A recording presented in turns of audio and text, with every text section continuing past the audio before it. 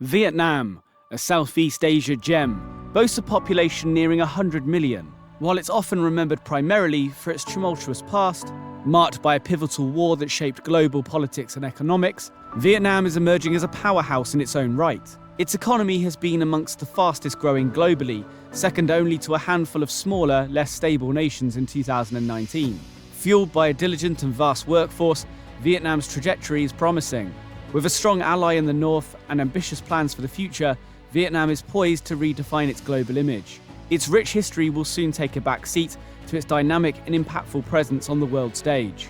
Vietnam's path to economic prosperity is riddled with challenges typical of many Southeast Asian nations. Despite strides towards development, it faces daunting obstacles such as the middle-income trap, trade tensions, and fierce global manufacturing competition. Compounding these issues are the unforeseen curveballs of a pandemic and ensuing economic downturn. Nevertheless, Vietnam's journey remains compelling, offering insights into complex economic dynamics. It prompts a re-evaluation of the assumption that unrestricted industry, trade, and markets alone guarantee development. Unpacking the secrets behind Vietnam's economic ascent and forecasting the repercussions of the tumultuous 2020s poses intriguing questions for economists and policymakers alike. The trajectory of Vietnam's ascent into the League of Developed Nations poses a pivotal question. Is there ample space at the zenith of the global economy? Or will Vietnam challenge this notion? Despite boasting a rich history dating back to 3000 BC, understanding its modern economic landscape requires delving beyond the conventional narrative.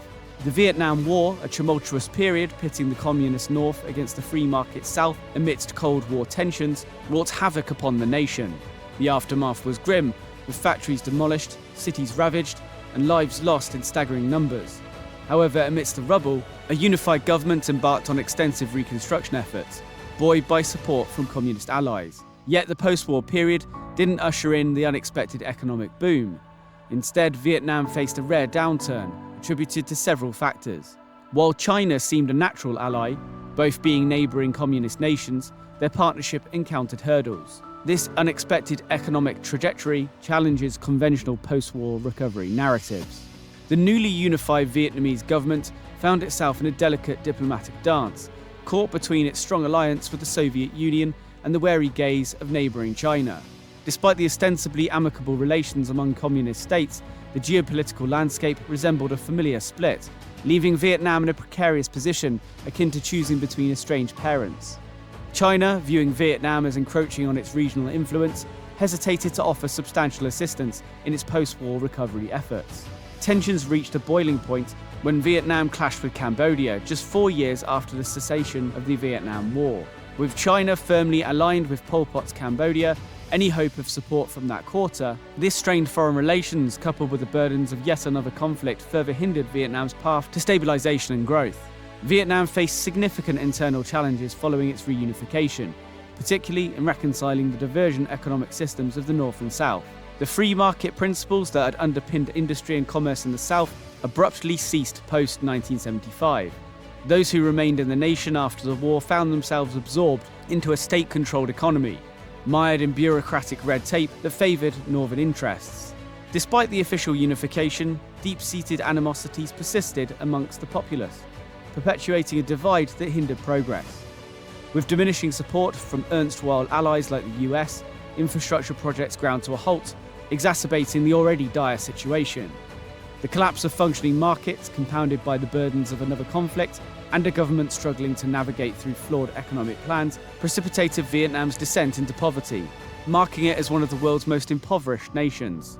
During the early 1980s, Vietnam grappled with a staggering GDP per capita of approximately $200, a stark reminder of its profound poverty. Fast forward to today, and no country on the planet remains as impoverished. The tide began to turn with the introduction of Doi Moi, a policy aptly named renovation. It signified a strategic shift from a centrally controlled command economy towards a market-orientated socialist model. Rather than dismantling and rebuilding from scratch, it was akin to a renovation project for the economy, adding new rooms such as elements of free market principles. The timing was opportune, coinciding with the decline of the Soviet Union in the late 1980s. The context of global upheaval underscored the significance and impact of Vietnam's transformative economic policies. The introduction of doi moi presented Vietnam with a unique opportunity to mend its strained relationships with China, which, considering the circumstances, appeared to be a more natural ally. China, during this period, was implementing similar reforms, gradually integrating free market policies to bolster innovation, trade, and industrial output. For those interested in the intricacies of these reforms, a comprehensive exploration could be found in a three-part series on China's economy. While Vietnam's economic progress has been notable in its own right, it's widely acknowledged that a significant portion of this growth has been facilitated by aligning with China's ascendance. This symbiotic relationship, wherein Vietnam rides on China's success, is a common phenomenon observed among nations seeking to capitalize on China's economic rise. Consider Australia's example. Its mining sector has predominantly fueled the industrial juggernaut of China, thereby contributing significantly to its economic prosperity. Vietnam, however, has taken this interdependence to a nuanced level, straddling the line between benefiting from China's success and outright dependency on it. With three primary industries, agriculture, manufacturing, and tourism, Vietnam excels in cultivating challenging crops like cashews, coffee, and black pepper. Yet its landscape doesn't lend itself to large-scale industrial farming for stable crops like wheat and rice. The solution is straightforward. Focus on cultivating luxury crops and trade them with more developing farming nations such as China. Similarly, manufacturing thrives as a cornerstone of rapidly developing economies. With a large population and low incomes, Vietnam boasts a plentiful pool of unskilled labour for producing low-cost goods. However, it lacked the infrastructure for manufacturing more sophisticated electronics or industrial products. The manufacturing sector in Vietnam predominantly focuses on clothing production, which yields lower profits compared to high-end manufacturing. However, tourism stands out as a significant contributor to the economy, although its heavy reliance on Chinese visitors has been a concern until recently. Traditionally, the notion of holidaying in Vietnam was akin to considering a trip to North Korea for many Westerners. Despite this, a considerable portion of the tourist demographic comprises newly affluent Chinese citizens, constituting around 30% of the nation's tourism industry. They notably contribute to the flourishing casino scene, primarily catering to foreign gamblers. Until recently, these establishments restricted entry to individuals holding foreign passports, as gambling within the nation was strictly prohibited for residents. Despite stringent regulations, some of Vietnam's casinos ranked among the largest globally, underscoring the nation's heavy reliance on tourism revenue. However, luxury goods production, low-end manufacturing, and particularly tourism faced significant setbacks in 2020, posing a threat to Vietnam's trajectory towards prosperity. One of the foremost challenges confronting a rapidly growing economy is the middle income trap. As a nation progresses and distributes wealth amongst its citizens, it can inadvertently undermine the very industries that propelled its initial growth. When workers attain higher incomes, they demand increased wages, leading to elevated production costs for manufactured goods. Consequently, the nation risks losing its competitive edge as the world's low-cost manufacturer to countries with cheaper and more stable labour forces. A 2008 paper published by the Vietnam Development Forum highlighted Vietnam's vulnerability to the middle-income trap, attributed to several factors. Firstly, the nation's robust social policies aim to elevate the wealth of all workers more equitably. While such policies are not inherently problematic, they inadvertently reduce the availability of low-cost labour. Later on, a famous quote by Deng Xiaoping, the de facto leader of China, during its rapid economic expansion resonates. Roughly translated, it conveyed the sentiment of hoping for widespread prosperity, while recognizing the necessity of allowing some individuals to prosper initially. Initially perceived by many as emblematic of corruption, this quote was first brought to public attention by The Economist in 2001 when discussing the challenges associated with the middle-income trap. Breaking through the middle-income trap requires a significant momentum and strategic shift. Economies must experience rapid export-driven growth before transitioning towards bolstering local industries to avoid being undercut by cheaper competitors. However, the upheaval of 2020 may have disrupted Vietnam's leap mid-air. But is the leap to becoming a developed nation one that all countries will inevitably make? Probably not.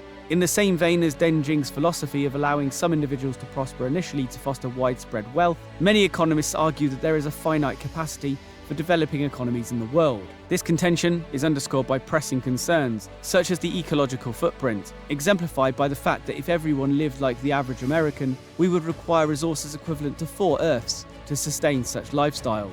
Even in a hypothetical world with abundant resources, disparity between developed and underdeveloped economies persist, primarily driven by business dynamics. Developed economies are often characterized by the presence of multinational corporations headquartered within their borders, contributing significantly to wealth generation.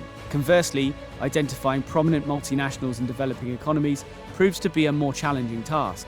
The establishment of robust multinational corporations amplifies a nation's economic potential beyond its intrinsic industrial capabilities. For example, Nike manufactures shoes in Vietnam using materials sourced from China, then transports these products via Greek ships to the UK for purchase. Throughout this intricate supply chain, the involvement of the USA is negligible, yet it reaps the benefits when Nike realizes profits. Certainly, the global industry model presents benefits for all involved parties, yet the gains are disproportionately skewed in favor of developed nations like the US. Developing economies often resemble ambitious individuals striving for career advancement, diligently putting in long hours and accepting lower pay for years in the hope of ascending to higher levels. In contrast, developed economies resemble landed gentry, with established systems that generate income effortlessly. However, for economies to function effectively, complacency cannot prevail. Hence, a hierarchy of nations emerges. While this theory sparks intriguing discussions, it undeniably invites controversy. Let us know what you think. Can the global economy truly accommodate a world brimming with developed nations? Now let's turn our attention to Vietnam and its position on our Economics Explained leaderboard, a metric I advocate the IMF to consider alongside traditional benchmarks like GDP and unemployment rates. Vietnam's economy shows promising growth, though it remains relatively modest. With a GDP of approximately $262 billion in 2019, it earns a respectable 6 out of 10. Similarly, its GDP per capita reflects significant progress over the past few decades, yet it still lingers as a nation with modest wealth, registering around $2,715 in 2019, a modest 3 out of 10. Assessing stability and confidence proves somewhat nuanced. Vietnam's recent history bears turbulence, yet it has demonstrated commendable consistency in recent decades. Despite its heavy dependence on China and exposure to industries vulnerable to the economic repercussions of 2020, Vietnam secures a remarkable 3 out of 10 for growth. As one of the fastest growing major economies globally, it undeniably earns a perfect score of 10 out of 10 in this category. However, in terms of industry, while there have been notable improvements and diversification, the nation still has a significant portion of its workforce engaged in non-industrial agriculture, warranting a modest 3 out of 10. Consequently, Vietnam achieves an average score of precisely 5 out of 10, positioning it 5th on our leaderboard. Vietnam's economic landscape remains captivating for various reasons, despite the challenges discussed in this video. With a history marked by resilience and growth, it stands as testament to the potential of nations to ascend from the shadows of conflict to become global powers. If you found this video engaging, please like and subscribe to the channel. Your support means the world. Thank you and goodbye.